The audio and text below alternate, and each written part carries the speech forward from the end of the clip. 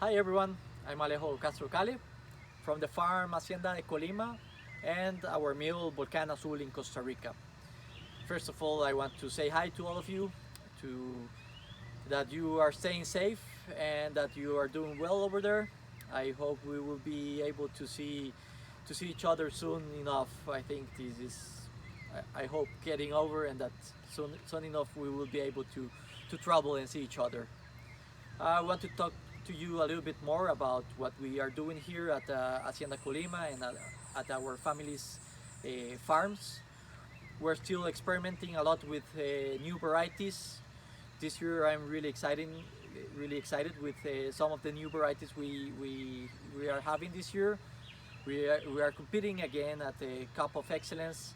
We're hoping if we will have some international competitions, barista, brewers cup, and all that those competitions.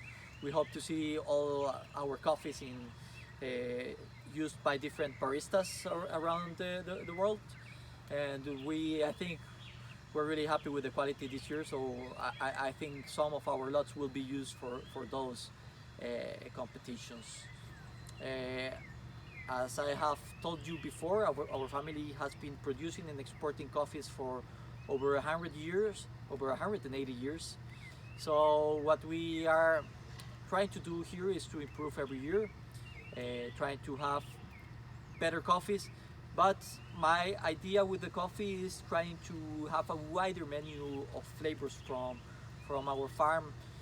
So maybe 10 or 15 years ago, we used to process only washed coffees, one or two varieties, Caturra and Catuai. I have planted over 40 varieties in our farms, some of them with really interesting profiles. And I have also been doing many different processes here at our mill. So as I told you before, we are still processing our fully washed coffees, but we have been adding every year something new. We started with yellow honeys and red honeys like in 2013. I started with those processes. Then in 2014 more or less I started with a natural process. Then we started playing a little bit with the fermentations during the natural process. And 3 years ago we started making some experiments. At the beginning, really small experiments. It was funny because the first experiment with anaerobics that we did was during a visit of one of our of the roasters that buy our coffee, Stillers in Denmark, and we did some really small experiments. But at the end, we had a really good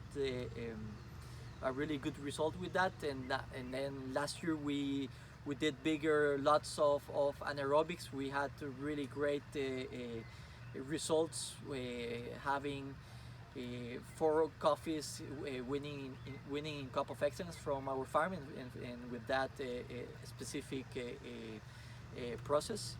So and this year we did even more experiments with the anaerobics, always playing with the acidity inside the tanks, with the bricks content of the juice inside the tanks, and also with the temperature, time, and also playing a little bit with the different kinds of yeast we have in our farm.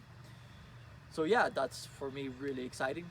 It's part of my plan of having having a really wide menu.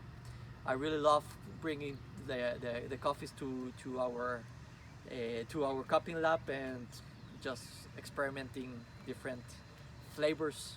And also, of course, I love drinking every morning the coffees that we have processed from the last harvest, and having every day something different in our menu. So that's more or less what we are experiment the most in the field. We are doing more. We're trying to use less agrochemicals. We are now planning to use different organic fertilizers to start slowly decreasing the use of agrochemicals. We are trying different experiments with algae and also with other organic materials that will help us to diminish the amount of agrochemicals in it. We don't use any insecticides anymore at our farm. As some of you already know, we have bees. We farm honey at our farm, so we want to keep them safe. So we don't use any insecticides in our farms. So that's also something that we are trying to change in the way we grow our coffee. Then I think I also wanted to share that this was a challenging year. Of course, very different circumstances that we normally have. We were at the beginning afraid not having enough people helping us with picking the coffee because there were many restrictions. At the end, we managed to have all the permits, so we had at the end enough people to pick the harvest. Another different factor this year was that the harvest ended really late. It usually ends at the beginning of March. This year it ended almost at the beginning of April. So yeah, that was I think we had a lot of work because we were starting the wet mill, which is the part where we bring the cherries from the field and we dry them. But we had to start also our dry mill, which is preparing the coffees for export. So that was also very challenging. But right now we are finishing preparing our coffees for starting shipping them all around the world. And now we are doing all our quality control and with enough time so we can send the best quality we can. Another challenge this last year in 2020.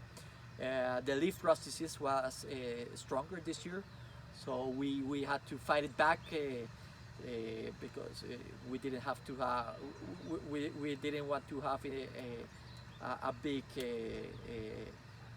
affection in our plantations due to that problem.